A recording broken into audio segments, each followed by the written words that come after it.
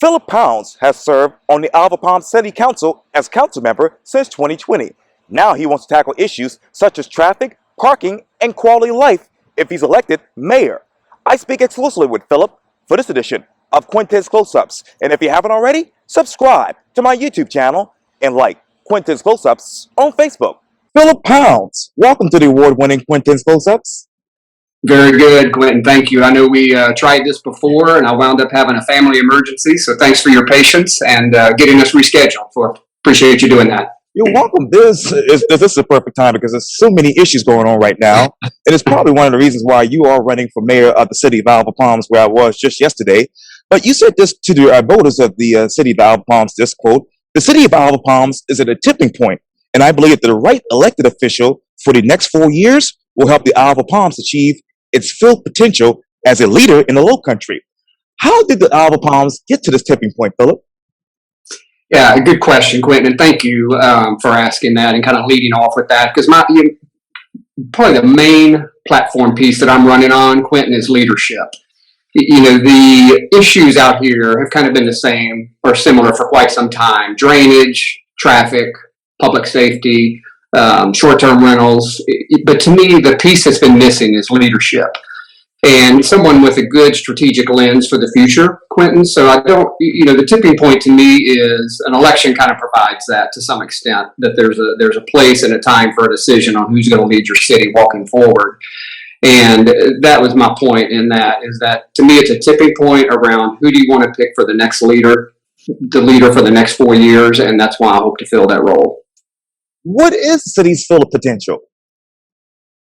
Well, I think, the last couple of years, Quintin, have been contentious for all of us for a lot of reasons. And, last year, I joined city council, first part of 2020. Probably the worst time to ever get into public service, but that's hindsight at this point. But, it was contentious and people were making decisions, including us, with the best information you had at the time.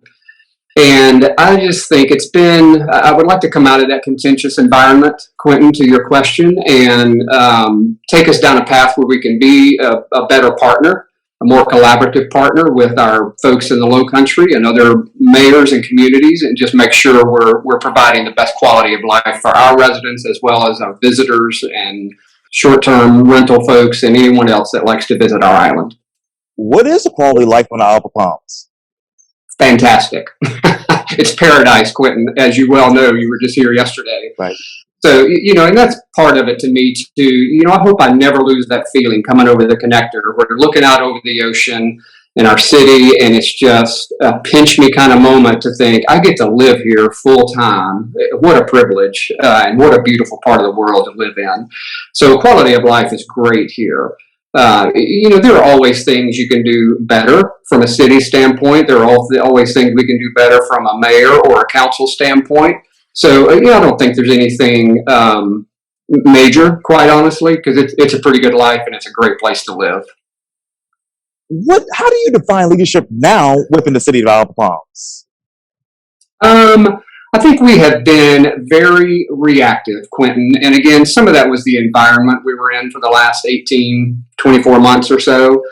So to me, it's very reactive. And what I would like to bring to the table, and I've spent all my life in corporate America, part of when you get going in rough cycles like we've had for the last year and a half, constant, concise, clear communication is really key on decisions we're making, direction we want to take.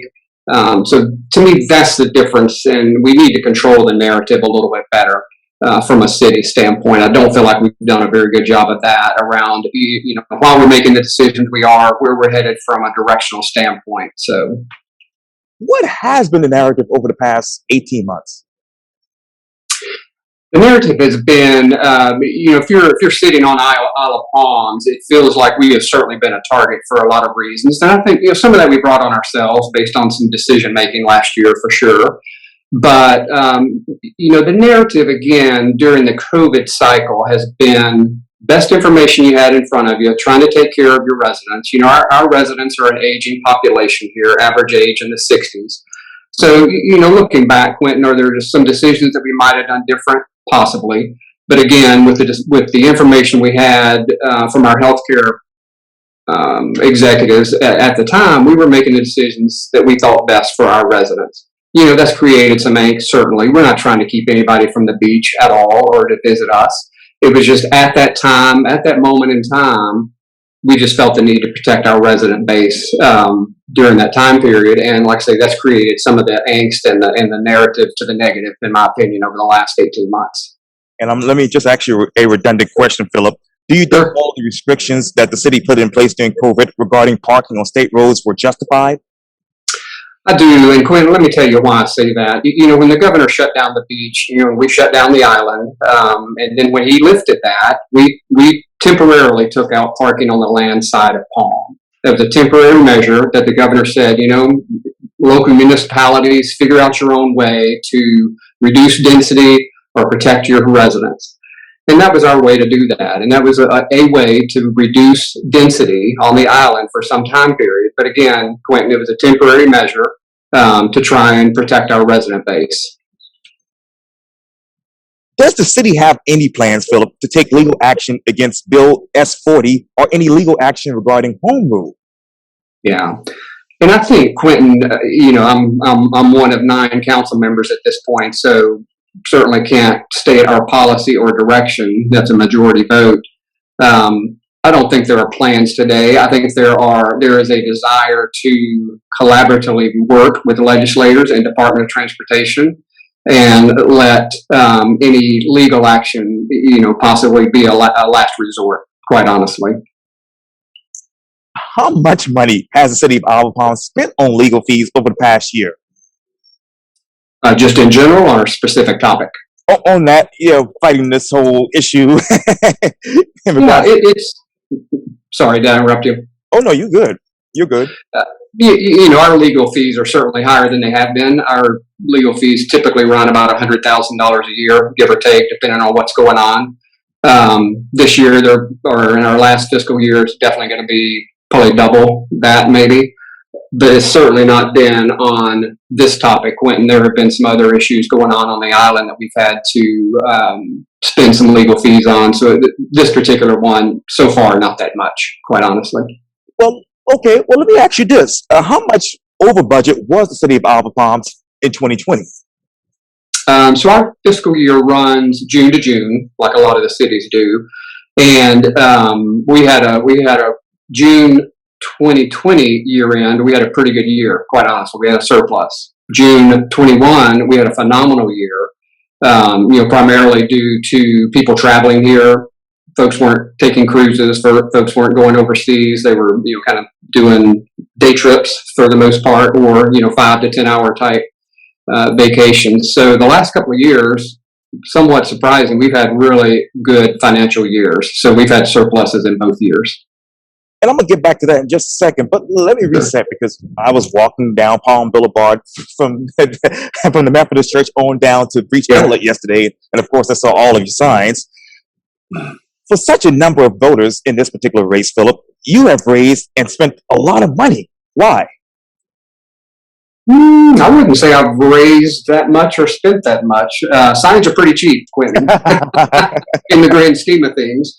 I've certainly had some donors on the island that have been good backers of mine, but between it's a small island, Quintin, and between signs and ads and direct mail, that's kind of the cost. You don't have a staff, you don't have an entertainment budget of any kind, so it's a pretty shoestring budget, quite honestly, to pull off here on the island. And I know you have a lot of backers, as you mentioned, and you have a lot of endorsements. Where is that diversity? For diversity for what? Let me make sure I understand you. Endorsements. Yeah, I've been real careful, Quintin, and my endorsements have all come from residents on this island. Actually, in full disclosure, one's not. Tommy Hartnett was a lifelong resident of this island, but now he's in Mount Pleasant. Right. He was kind enough to provide an endorsement as well. So, my diversity has been about all over the island, as many different ages as I could get, as many different prior council members or mayors that I could get, just trying to show a broad base of support, Quintin, quite honestly. So that diversity has been resident only, to your question. So that's not diverse, but that's really been my focus, to make sure other residents heard from their peers on who they felt like needed to be our next mayor.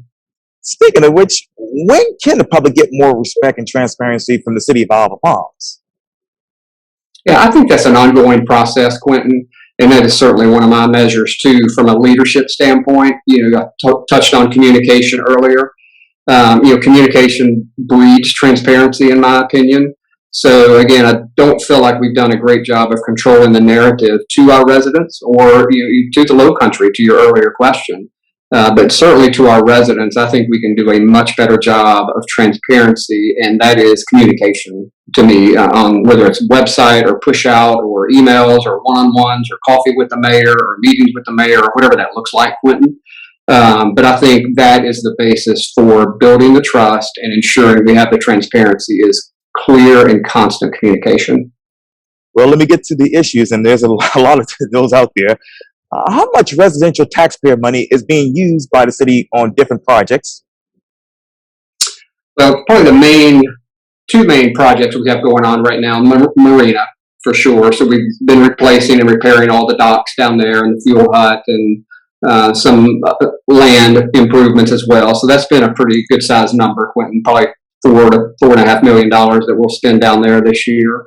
We've got a couple of drainage projects that are going on the island, some small, in the $500,000 range, but two big ones, about $4.5 million also, that will hopefully break ground on the first quarter of next year. We have bids going on right now for those two. So two big drainage projects, good sized marina project. Those are the big ticket items for us right now. Did you all overspend on the renovation of the marina? We have not finished that project yet, so I know we have not overspent on that project. We were under budget to date, but with COVID and materials and supply chain issues, not sure where we'll wind up on that particular project. But at this point, we're under budget. Yeah. Did you all overspend on attorney fees for the tidal wave lawsuit? Overspend would mean you had a budget to start with, on that topic. We certainly spent more money than we as a city would want to, but we felt it was justified from the city standpoint. Let me turn to the search for the new fire chief. I know that the city is paying for a consultant to help the city hire a new fire chief. How much is the city actually paying for this consultant? Yeah, that search fee will probably run somewhere in the $15,000 to $20,000 range, roughly. Could our city administrator pull that work off? Sure, she could. She's very qualified and knowledgeable and professional and could certainly do it. But when we ran through this earlier this year, Quintin, we had about 70 applicants from all over the country. And it takes a lot of time to vet those, do some research on those. And we just felt like, given everything else that's on our city administrator's plate, that we could help her out by providing this search consultant to do a lot of that vetting for us and serve up qualified candidates. Speaking of hiring, how would you change the city code when it comes to hiring in the future? Yeah, well, we just did that actually this summer. And for department heads, anyway, we gave that authority to our city administrator, with our personnel committee that is made up of city council. Council still has to approve a hire. Right. And I fully supported changing that code to let our city administrator do the hiring. If she is going to be responsible for managing that individual, fire chief, police chief, whomever it is, I think she should have a big hand in hiring, with an approval oversight with the council. This might be a silly question here, Phillip, but on the search for the fire chief, can you, if she's willing, hire back Ann Graham, including her in the hiring process, and pay her and save the city some money? I think Ann Graham is enjoying retirement, Quintin. If I look at the pictures on her Facebook account, right, I think she is enjoying life at this point. She gave a lot of years to this city and did it very well.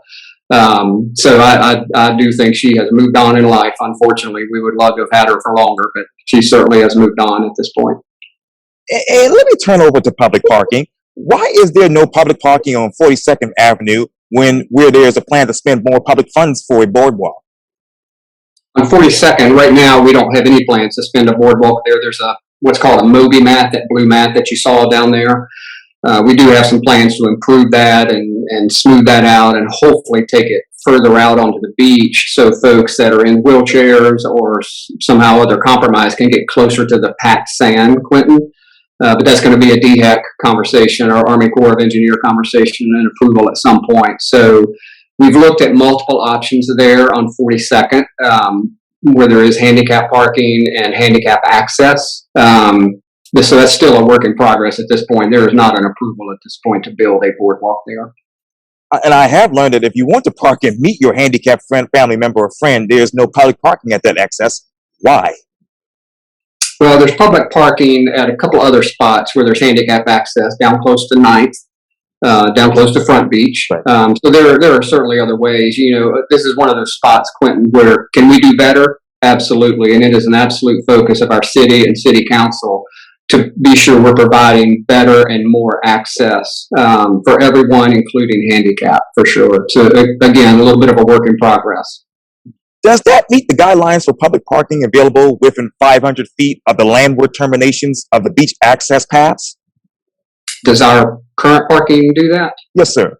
Absolutely. We provide about 8 times the required parking and, about 56 beach access paths, which is significantly more than is required by DHEC or anybody else that has oversight on that particular topic. So absolutely, our current parking plan meets that requirement. How much state and federal tax dollars are, along with user fees, have been used to replenish a number of areas on the Isle of Palms? From a beach standpoint, yes, sir. Quintin. So we had a beach renourishment in 2008 and in 2018.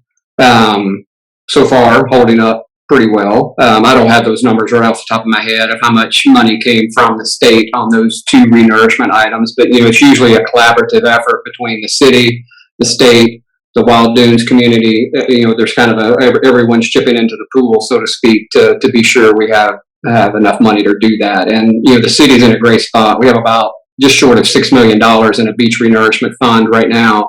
That the day is coming. It's just a matter of when. We'll have to do another beach renourishment. So, how much Charleston County Greenbelt funds did the Isle of Palms receive over the past year? Repeat your question. Charleston County money for what? Oh yeah, the Greenbelt funds. I'm sorry. Greenbelt. Sorry. Quinn, again, I don't have that number right off the top of my head. I don't think it's been very much. I know we've applied for a couple of different grants from that crowd, but I think it's pretty insignificant, if anything. Like I said, I just don't have it off the top of my head. And I love the Mayor Carmen Bunch Park divider, by the way. You do what you can, Quintin. Yes, sir. Yes, sir. Yeah. Let me ask you, going back to 2020 again, why do you think the Isle of Palms was the only beach community fighting this beach bill, like many people are saying? Yeah, and I think that is a great question, and one that's at the heart of, it would have been nice to have some partners with us. And, quite honestly, Quintin, it shouldn't just be beach communities fighting this conversation or this bill. It is about home rule, and it is about, your local community having a decision-making authority to do what's best within reason within your own local community. So it's not just a beach community issue at all, in my opinion. It is every municipality in South Carolina should be front and center on this topic and wanting to ensure that they retain home rule, quite honestly. And as you know, the Barrier Island Preservation Alliance is to foster dialogue and community engagement to address the unique challenges of Barrier Island beaches in order to advance the safety and quality of life of residents and property owners and preserve the beaches for all to enjoy. How have you fostered a dialogue by engaging with that particular community? Yeah, so that group, mostly made up of IOP residents at this point. I think it's about 450 strong, give or take. With plans to your exact question about, other barrier islands joining in on that. What they've done at this point is they've hired a lobbyist, they've hired an attorney, to try and help have a voice in Columbia. Again, another spot where I think our city has not done a great job of that in the past, of having, the ear of folks in Columbia other than just our local representatives. So I think they're, continuing to just get their legs underneath them, Quintin, the Barrier Island group that you mentioned. But I think, as we turn the calendar in 2022, I think you'll see them, kind of going through their growing pains. They've kind of, got an executive director. They put the board in place. So they've had a real building year in 2021 to kind of get going, if you will. So I think in 2022, you'll see some more tangible effect from them, just like you have in the last few months with the hiring of a lobbyist firm in Columbia. And how do you hope to work with them if you're mayor? Yeah, I think if, as long as they keep their focus, on what you just said from their mission statement, I think they will be a great partner. Whether we're knocking on the door at Columbia or Sullivan's Island or Edisto or wherever else we want to try and build consensus, I think that group will be effective. And I know the current executive director pretty well. I think the group could be really effective, Quintin, in helping build some collaboration broader than just IOP, because it needs to be broader than that. So I think they can be a very effective group as we look to reach out to other partners in the Low Country. And I'm jumping all over the place, but I got to get Right. at the Palm Boulevard. Why did the Alpha Palms have a new revenue line in their budget for this year as a result of the planned installation of parking kiosks on Palm Boulevard? Yeah. So again, last year when we were putting together our budget, one of the revenue items was potential parking on Palm Boulevard. That's not going to happen this year by any stretch. We've taken a pause on that topic, Quintin, just kind of letting the dust settle a little bit on this S40 bill and some of the angst that's been caused around it. Again, we provide 8 times the amount of parking, about 1,700 places all over the IOP that people can come and park. Some paid, some free. But there's options, depending on how close you want to be to the beach. So in this current fiscal year, that will not happen from a paid parking standpoint on Palm Boulevard. Why has the Alpha Palms installed more residential-only parking signs after the 2015 SCDOT agreement, that is? Yeah. Well, that was part of the 2015 agreement, was to protect those residential streets from parking. And, it is still a residential community as much as it is a tourist destination for sure. So, trying to create that balance, Quintin, and creating, again, much more parking than is required, but we felt the need to protect those residential streets. They're narrow. If there's public safety issues that happen on those streets, you cannot park on those streets and have our fire truck or police folks come down those streets and take care of our residents. So it's an attempt, and our plan is up for review in 2022. It's an attempt to make sure we keep the residential feel in our community, where the streets are narrow, there aren't sidewalks, there aren't access for public safety vehicles. So that's really the focus, and that's my hope that we will continue that plan when it's up for renewal in 2022, Quintin. What do you think the SCDOT, that is, will do actually about parking north of 40th and access to Wild Dunes? I don't know that they'll do much. We have parking on north of 40, to your point, on Palm. Really, it's just one-sided. There's not room on both sides there like there is on the rest of Palm. We've just with the developer Lowe here, we've just installed some new crosswalks on that end of Palm to make it a little bit safer for folks to get from non-beach side to beach side. So I think that's a help. But I think we've done just about everything we can on that end of Palm. DOT has done some repairs to some of the shoulders there to make it a little bit better parking area. Not the prettiest, but it's better parking area. But so I think we've done about all we can to squeeze out as much parking as we can on that end of Palm, to your question, Quintin, from 40th to 58th. So, can you have open parking from Beach Inlet north on Ocean Boulevard and Palm Boulevard without obstructions, perpendicular connected roads, and parking meters? Make sure I understand your question. So you're asking about from Breach Inlet. Yes, sir. North on Ocean Boulevard and Palm Boulevard without obstructions, perpendicular connector roads, and parking meters. Yeah. So the parking on, from Breach Inlet to, let's say, our front beach area, the primary parking there is Breach Inlet. There's a 30 or so spot parking area there. The avenues, on that end of the island, and then of course city and county lots that are right downtown. So again, feel like we're providing a whole lot of parking options for folks that are really close to our beaches to create a good experience. I'm not sure I've answered your question specifically, but ask it a different way or follow up if you want to make sure I'm getting there. Oh, no worries. I know that SCDOT proposed increased parking on the island, and Secretary Hall backed away from the canceling of the 2015 plan. Right. Do you think she will not pursue more parking on side streets and actually modify that 2015 plan? Yeah, that's. Thank you for asking that one. I think again, our 2015 plan is up for renewal in 2022, full review in 2027. So 2022 is really a city review.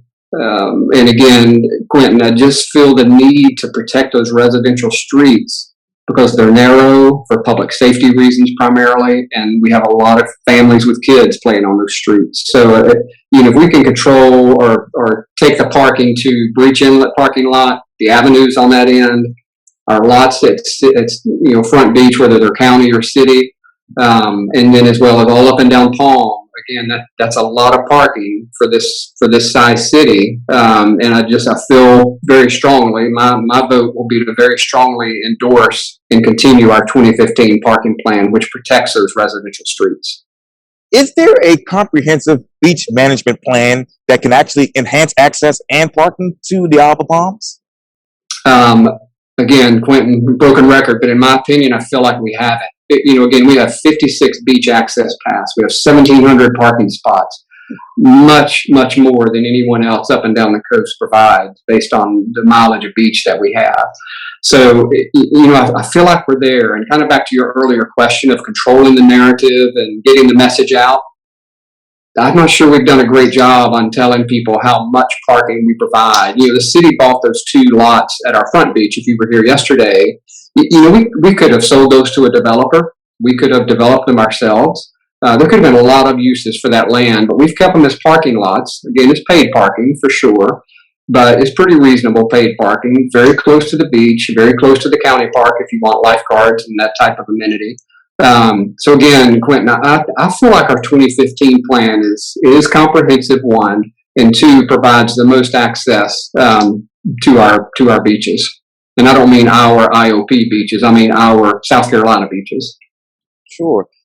And given those population trends, Phillip, do you foresee parking to be an issue for years to come? Absolutely. And Quintin, it's been an issue for years past, as you well know. Parking, again, I feel like we've tackled parking in a good way.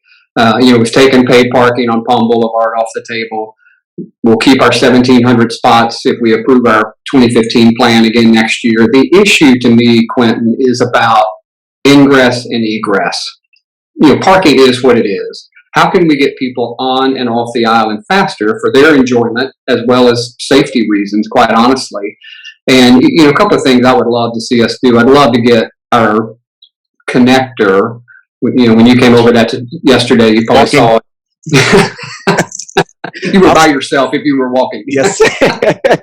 And I'm still sore, by the way. Yeah, it's a bigger hill than people realize. Yes. If we could, once again, restripe that connector and create dual lanes in and out just to move people in and out quicker, because it's a pretty narrow couple of hour window in the mornings on the weekends and in the afternoons on the weekends when people are coming and going.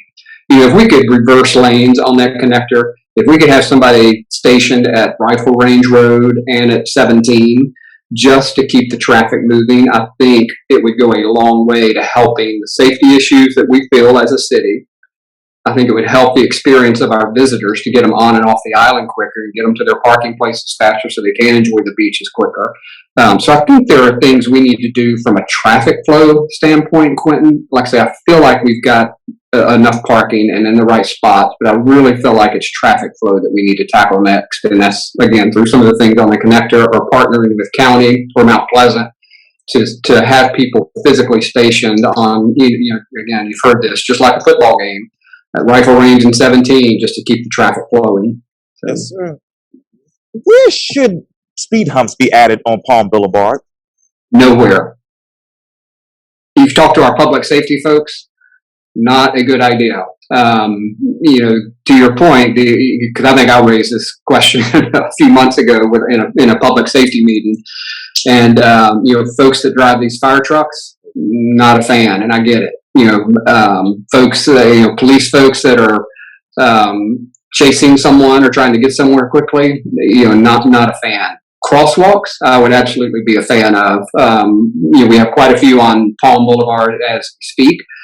Could we use more? Certainly. You know, could we highlight them better and maybe dress up Palm a little more? Absolutely. But speed humps, I'm not sure is the answer for us, just from a traffic flow and from what I hear from our public safety professionals. How would the city address the encroachment by residents into the state-owned right-of-way? Yeah, well, if it's state-owned, I think the state's going to have to address that themselves. You know, encroachments are one thing, whether it's our city or any other city in the state or country. Quite honestly, you know, encroachments are not an issue until they're an issue. Whether somebody's trying to put in a bike lane or a golf cart lane or paved parking on Palm or wherever. You know, right now, to me, Quintin, that's not been an issue. But if we did something like, I don't know if you've seen this grand Palm Boulevard idea that was floated out there, I think in 2014 or 2015. You know, it has medians down the middle, it has bike lanes, it has paved parking on both sides. You know, then you would be stretching your right of way pretty broadly because you've got about 100 feet of right of way on that end on the main stretch of Palm. So then it would become an issue, obviously, with people that have put landscaping out there, mailboxes. I mean, kind of think of the typical things that sit in front of your house. You know, but again, today I don't think it's an issue. But if we do something like a grand Palm idea, or do have to change parking structure at some point, you know, we'll have to address that. But again, that would be in concert with the SCDOT to me. Will the city have to get prior approval from DOT if you all want to place any further paid parking on the stated right-of-ways? Not to my knowledge, Quintin. Okay. And what plan does the city have to prevent people from making U-turns while crossing the double yellow lines to access the new diagonal parking spots? Quintin, trying to modify behavior is pretty hard, isn't it?